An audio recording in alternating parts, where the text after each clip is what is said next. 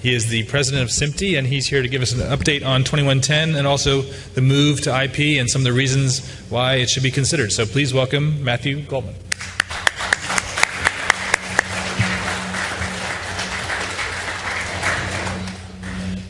Good morning, everyone. So I'll be speaking about the state of standards, but I'd actually like to back up a bit and talk about the how we got here. So I realize there's people here with different levels of understanding. You just had a great panel and a great talk that just assumes that you know why we're even doing this transition to all IP. So I'm going to back up a little bit and then get into where we are on the issue of standardization. So where we have with the broadcast challenges, and this is equally as much in production back in a fixed facility as well as in an OB truck, is that as you know, our business is a little bit different than some other ones. This is not your traditional place where you can just transmit a file. If it fails in the transmission, you can retransmit it. We're 24/7 by 365. Many times it's either live or real-time transmission, even if it's not live. And there's no way to be able to take a hit if you have a failure. If it's lost, it's lost. If someone's getting that hole in one, you're going to miss it. If someone's going to kick that goal, you're going to miss it. Same thing with touchdowns and everything else. So we don't really have options on that. So in order to do that, we always have had to have industry-specific infrastructure because nothing else would work. And that doesn't mean that it's proprietary, which I've heard some people explain many times in some of these conferences. It was never proprietary. We were always very strong on standardization, but it was industry-specific. And therefore, it was very hardware intensive for that. And we needed that, again, for 24/7 by 365 in order to be able to get the quality of services that we need. Well, things have changed in the last 30 years. 30 years ago, none of us had multiple handheld devices that we keep everything on and do our daily business with. What did we have? We had the venerable pen and a pad of paper, and when you were hooking up something in a patch panel, you wrote down the connection, the number by hand, and you probably had one of those, what were they called, the dyno markers, where you actually would then be very clever and you number those connections. And make sure that the engineers that put those together were on site, because no one wants to touch a connection that was made 10 years earlier. They go, where does this go? Don't touch that. Right, I know we all have had that experience until someone gets inventive one day and unplugs something and your whole plant goes down. So that was really great 30 years ago, but now in the days where information technology and handheld devices are incredibly powerful, computers that you have on your watch more powerful than what the Apollo 11 had to land on the moon and come back, things have changed. So new entrants come in, they don't need all that infrastructure. They're delivering services that have near quality of service that you can get through a regular production plant. What are we going to do to compete? How are we going to do that? We need to be able to take advantage of the economies of scale of the information technology or IT industry in order to be able to lower CapEx and OpEx and be able to scale, which is really what the big issue is in that. So how do we lever virtualization on that and all these agile processes? You hear about that. Well, first thing is, this is a vision of what the Broadcast Equipment Center will look like in 2020. We're about 2020. Look familiar?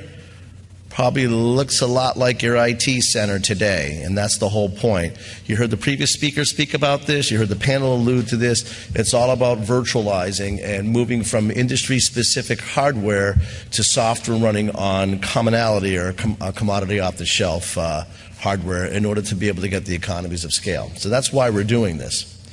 So it's not just about converting to IP, because I'll tell you right now, if the only thing that we were doing was moving from SDI to IP, we've accomplished nothing. That's just a transport.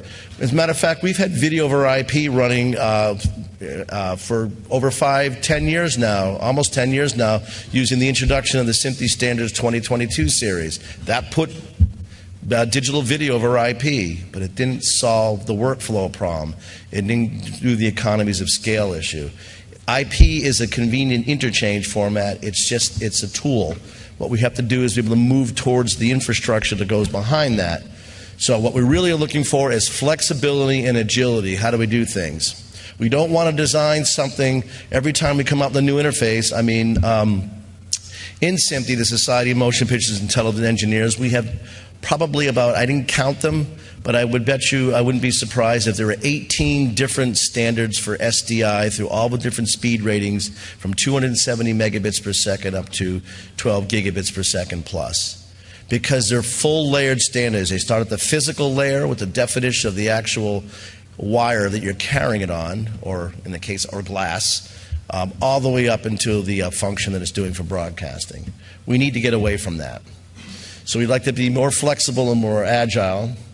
We would like to be able to leverage off of the IT industry. The whole word here is commodity or commercial. Whether you call COTS commodity off the shelf or commercial off the shelf, it stands for the same things. COTS, get used to that because that's going to be very commonly done. The other thing is we'd like to have a very flexible association of streams and the carriage that they're happening in. Right now you have one cable that carries one digital video stream in it, and it's unidirectional. Why not have a physical cable where you have multiple logical elements inside it that's bidirectional and you can identify them? Sound familiar? Sounds a lot like an IP-based system, doesn't it? The other thing is that I was talking about the patch panel a few minutes ago. We still connect things that way today. You have a camera, you want to connect to a server, that you want to connect to a Playout system, that you want to connect to a multi-viewer, and whether it's over IP or not, we assign everything by hand. Not exactly a way to really scale and not exactly a way to do things. You want to spend all day long. Instead of picking a physical patch panel port, you're picking an IP address. What's the difference?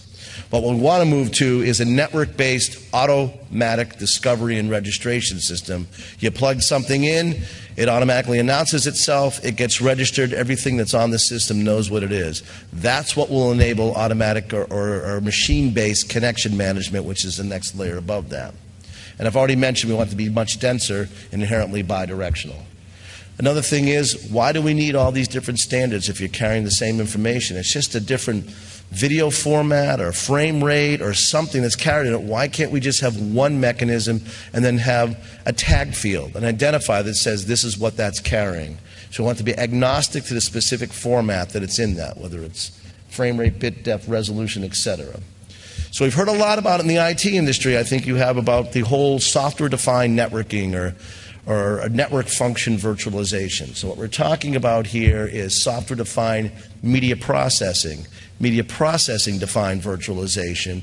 And if you think of our interconnections as the information superhighway, this is broadcasting's on-ramp to that software-oriented virtualized plan for doing that.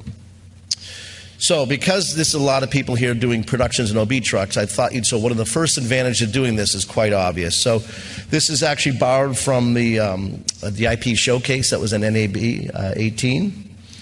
And this is an example here of a Ultra HD or 4K OB truck that has supports the interconnectivity for 32 cameras, 12 replay services, and over 500 unique sources for multi-viewing. Now, when you do that inside the truck, you need about 4 racks, 37 RU, and this is all 3G SDI cabling. Looks quite beautiful, quite done up. What if cable number 24-7 breaks? Okay. How about the weight of this? That metal in the rack, each one of those cables has a serious weight to it. And you're driving that in a truck, which also means not only size, you have cooling for it when it's running, you have gasoline with all that weight. Think about that. The one on the left does the same thing, same support. It's 1 rack, 10 RU, and that's with today's technology, and that's using IP over Ethernet instead with the new series of standards that we have, which I'll talk about in a second. So if you don't understand the whole issue of why we go into IP, at least that way, hopefully this will visualize this a little bit of just the savings here. And this doesn't have anything to do with the whole workflow and migration stuff that really is the exciting part of moving to all IP. So the issue, of course, was, this is back in the 2010, 2012 timeframe, is what do? We knew we were going to have to migrate from SDI, digital video, to all IP. We knew we had to do this. We already had the SMPTE standard 2022-6 out there for video over IP. We already knew that was just carrying it over IP that didn't take any of the advantages or move to different plants. So how are we going to do this? We had a whole bunch of people starting to come out with their own company-specific solutions, and we knew that's just not the way our industry is going to move forward. So we needed to get together. So what happened was 4 major industry groups: the Advanced Media Workflow Association, AMWA, the European Broadcasting Union, EBU, the Society of Motion Pictures and Television Engineers, SMPTE, and the Video Services Forum, VSF. Should be common names for most of you. If they're not, they should be. These 4 groups got together and formed something known as the Joint Task Force on Network Media, JTNM. It's about roughly around early 2013. And what the start was, if we're going to talk about moving to all IP, let's define what we mean by all IP. So an architecture document was published explaining it with its own lexicon, so we all speak a common language. And we did a gap analysis. This is where we are in the state of the art. This is where we need to be. Okay, now we can, once you know what you're missing and what your gap is, then you can define how you're going to roll to do that. And the point behind this was to get the whole industry together to have a common way to foster the transformation. You already seen some of the exciting things you can do with that transformation in the panel earlier and the Piri speaker before me. But this is where the background does come from that. So we want to move from media-specific or industry-specific infrastructure to IT-based infrastructure protocols and interfaces. And the first step for that was real-time professional media over IP. And the key word here is it's real-time. This isn't file transfers. We already know how to do that. Everybody knows how to do FTP and similar protocols. This is all about being real-time. So here's an example. This is the latest one that's been published of the JTNM roadmap published by this. Now, it's a lot of stuff on here. I know you can't read it all. Don't worry about it. But interesting is when you do roadmaps within your company, what do you normally do it by? You do it by quarter. You do it by month, maybe by year. Not in our industry. We do it by NAB and IBC. So you'll see the dates on here. Basically, every NAB and IBC, there's a move forward on here that's showing the roadmap. And so this was a time slice, that vertical line, which I hope you can see, is NAB 2018. And what we started with all the way to the left and the bottom is the current and mature technology, the venerable SMPTE set of standards for SDI, Serial Digital Interface, all the different ones.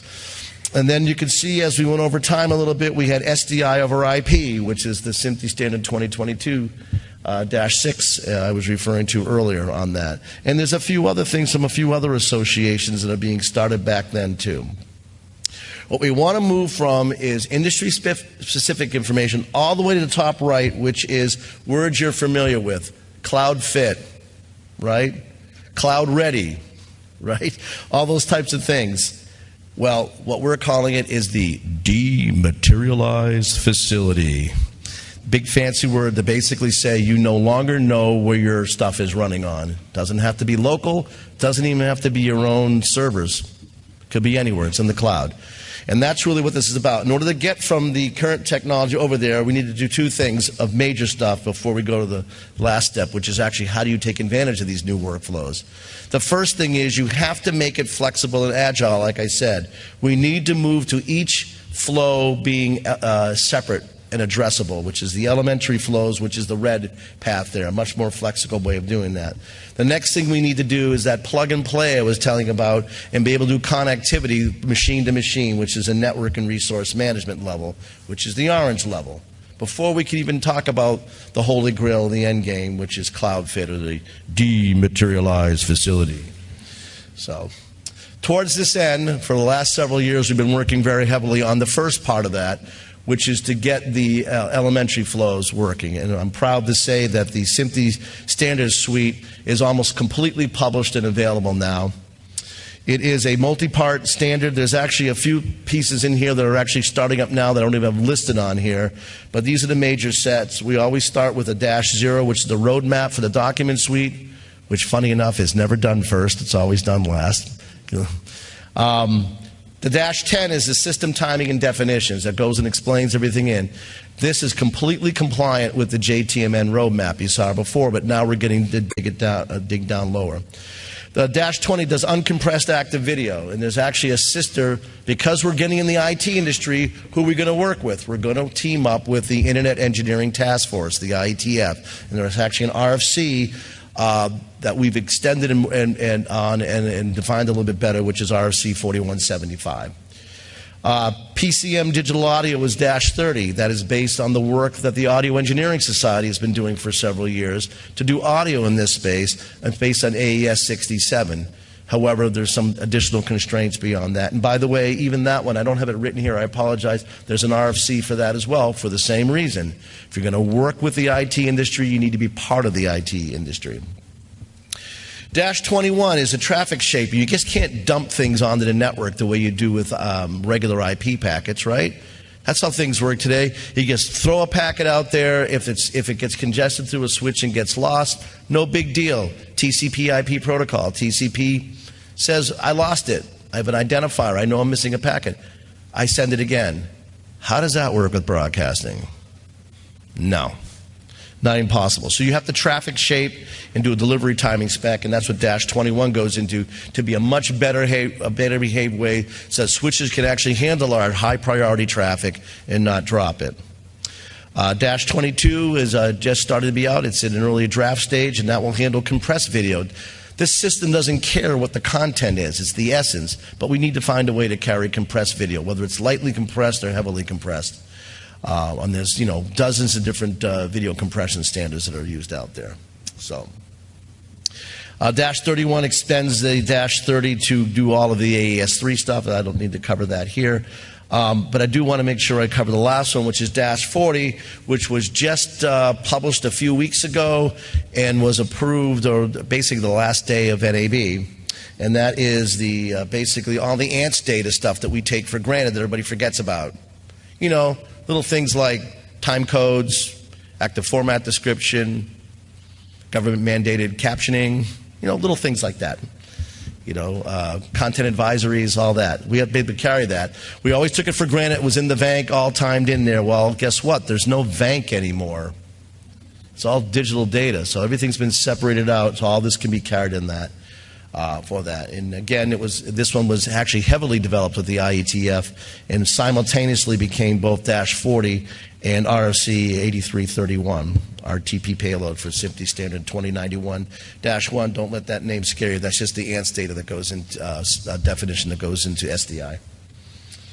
So how is this different? Well, as I mentioned before, SDI has all these different standards because we start at the physical wire, fiber or copper, all the way down the bottom, defined it all the way through the data link, all the way through the network layer, everything up and down, each and every single time. Well, we're moving away from that. We're now going to leverage off of the IT industry.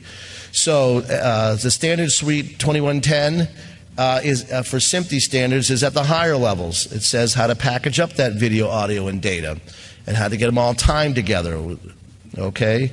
On top of that, we use RTP, UDP, IP. Those are all standard IT protocols. So if you match that and you follow the rules and you have the interface for RTP, then all the lower stuff can be used. Doesn't guarantee you quality of service. So you guys, I hope, all know that. An IP network could be very unreliable or could be very reliable. That depends on how it's set up. But at least the protocols match and they can all converse together. And of course, below IETF, we have the venerable Ethernet and then fiber and copper, which is through the IEEE standards. So it's important to understand as we do this, we're leveraging off of these lower standards instead of reinventing the wheel. And therefore, what is there? Tens of thousands of broadcasters worldwide, right? How many people use IT equipment worldwide? 100 billion? I think you can see where the economies of scale come into play and why Ethernet and the cost for doing switched or high-quality service over things like Ethernet over fiber or cable have the economies of scale of that, and the cost for that is dropped way lower than, say, an industry-specific interface like SDI that just doesn't have that scale. So here's the big difference between it. If you're familiar with SDI over IP, 2022 to SMPTE standard 2022-6, the important thing is that audio, data, and video are all carried together within an SDI layer. They are bundled together, which means what? If you want to dub or you want to change something else, you want to add data, what do you need to do first? What's the first thing you need to do when you receive an SDI signal? Have to have a specialty de-embedder. Gets de-embedded, you do your magic on it, you then retime everything, and then what do? You re-embed it every single time. How would you like to get direct access to that audio or video and switch it or add it or drop it and you have it all the time together? That's the point behind this on the right, which is what 2110 does. Each of these things are carried separately at the IP layer. There is a timing that I'll get into. I haven't talked about how this is all code time, but it's all kept together, uses a new timing mechanism called PTP, Precision Time Protocol. And therefore, you don't need specialized embedders and de-embedders and re-embedders. You can get direct access to them by what? If it's a multicast address, you address it like a multicast address. Again, I'm separating out quality of service from the link from your ability to speak the same language or protocol. So we're all speaking the same language now. That means we can all be IP compatible. We still have to worry about the underlying quality of service. Okay, and we do that through something known as the Precision Time Protocol. Now, we're all familiar with SMPTE 12M timing, I hope. Station clock timing, black burst from the analog days that we still use digitally. That's how we keep everything together. We have a hard enough time keeping lip sync, right? Can you imagine now when everything's carried separately and you've got to keep all the streams aligned? So we need a very precise mechanism for doing that. So a study was done for time codes with SMPTE over 5 years ago. And again, following the JTNM roadmap, we did not want to reinvent the world. We wanted to see what was out there that could be used for it. Now, there's not much. Everybody thinks stuff that's out there, inherent timing that's in IP protocols, is just not sufficient to do it. It doesn't come close to the service level agreements that you guys need to be able to get guaranteed from your providers, as well as the quality of service to get a 24/7/365 with no glitches. We found something out there, however, and it was done by the IEEE that we didn't know about. It's being used in the commodities and banking industry. Well, think about that for a second. You're doing a trade. A tenth of a penny matters. And you're fighting with somebody else who's doing a trade. The stock prices are going up and down. Don't you think that needs to have a little bit of good timing on that? Otherwise, there's going to be lots of problems. And what about reliability? You think they can afford to have a packet dropped? No. Turns out a lot of very similar requirements to us, and therefore we took a look at it and figured out, you know what? The IEEE 1588 protocol they're using in the commodities industry over the internet, hey, we can take advantage of that too. Here's the problem. Do you think the commodity industry or banking knows anything about a frame? A video frame? What's a frame? So we had to take that and then modify that and come up with a broadcasting profile for doing that. And that's another SMPTE standard suite known as SMPTE Standard 2059. And there are several parts to that. But in general, it's a profile for being able to use IEEE 1588 in a professional broadcast application. And when I say professional broadcasting time here, it's wider. Anything that's in the professional media industry that requires real-time or live video and timing on that. So take a look at SMPTE 2059 for that as well. All of this stuff is going to be code timed to that. There's something known as grandmasters and master clocks and boundary clocks and things like this. At the end of the day, there's equipment that already exists now that is 2059 that will produce the station clock that you need. Actually, a black burst signal will come out of it at the same time it produces PTP, which means you now can have hybrid systems that consist of both SDI and 2110 systems coexisting and interoperating through gateways, and everything stays code timed together. It's very key and a very underlying point. Without this, there is no quality of service. We have to have the timing underneath all this. Now, I spent this whole time talking about just the essence layer, but what about the next layer up, that plug and play? So transformation is more than just carrying the essence over IP and being able to address the individual elements and time them and code time them and add and drop the signals in that. Static configuration of IP flows is just incredibly cumbersome. It's no different than doing a patch panel. And I don't know about you, but I really don't want to spend all day long picking IP addresses in a table and then publishing them maybe in a spreadsheet. I want a machine to do that for me. I want to plug it in. I want to plug my camera in and say, hi, I'm a camera. I require this many IP addresses. It goes to some type of repository. It gets assigned an IP address as it gets announced to everybody. So we would like it to be able to be all automated like that. So we basically need smarter networks, no different than the software-defined networking that's been done with IP switches now, or Ethernet switches now for the past 5 years or so. You separate the control plane, which is defining the connections, from the data plane, the traffic carriage, which we've already talked about the traffic carriage. And then we want standard interfaces to be able to converse with that. So with that in mind, AMWA has, these aren't standards now, they're specifications. It's not a formal due process standardization like SMPTE. Maybe these will go to that eventually, but right now they're called NMOS, Network Media Open Specifications. It's done through a software incubator where people literally get across the table from each other and just code. And they start inventing a protocol, and then they publish that protocol. It's like open source stuff. You just go out and use it. As a matter of fact, you can grab all of the NMOS work right off of a Git site. So it starts with the universal plug and play. I keep using that term. It's not the same as the universal plug and play that's on your PC. It's the same concept. I don't want people to think that you can just take a USB drive and plug into this network and you're going to get the same results. But we do take it for granted that you can plug those USB drives in everywhere, don't you? Because it has universal plug and play in the background. So no manual entry of any address and port numbers. The machines will do it, and then if you want to print it as a spreadsheet or dump it into a spreadsheet so humans can read it, you most certainly can have that. And you can even print that spreadsheet, put it on your wall next to your IP rack, and be very happy to know that there's your connections, and hopefully not get lost. So there are 3 implementation specifications, ISO 4, 5, and 6. The first one is fairly stable at this point in time, which is discovery and registration, which does that function I just talked about.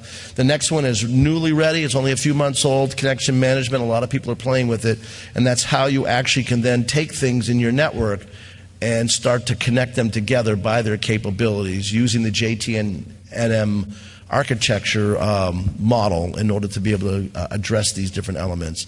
And then 06, network control, is work in progress, but it's getting there. They've gotten some early releases out that you can play with. And the reason why you have network control in there is now you can automate your whole system. So remember I talked about the dematerialized facility. Well, eventually you're going to be able to send a, send a command to that dematerialized facility.